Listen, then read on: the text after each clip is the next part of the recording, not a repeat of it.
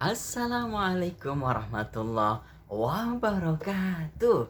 Apa kabar adik-adik semua? Mudah-mudahan sehat selalu ya dan selalu semangat. Nah, Kak Adin ingin menyampaikan sebuah kisah yang sangat menarik.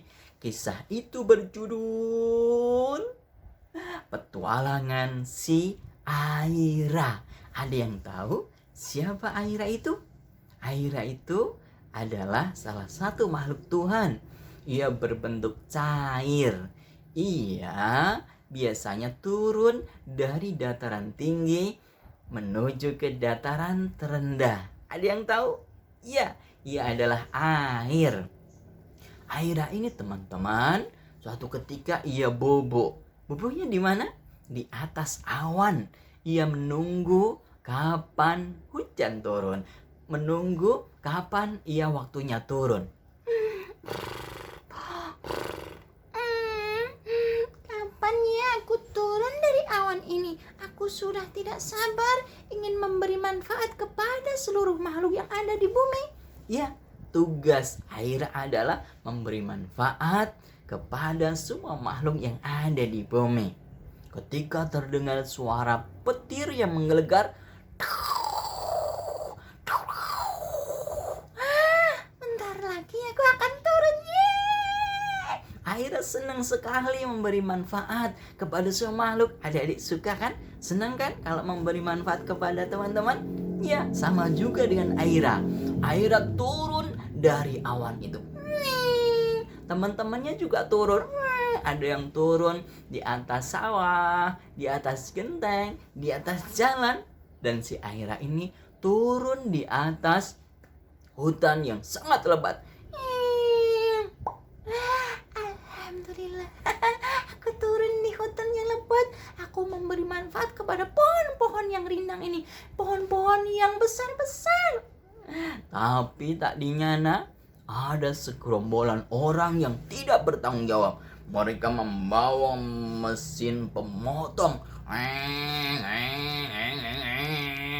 menebang pohon yang seharusnya tidak boleh ditebang. Akhirnya sedih. Aduh, aku takut nanti kalau pohon-pohon ditebang, nanti akan longsor dan aku akan membawa air yang besar, akan membuat banjir. Betul adik-adik. Akhirnya beberapa saat kemudian turun hujan besar dan membuat longsor. Akhirnya sedih. Ya Tuhan, aku minta maaf.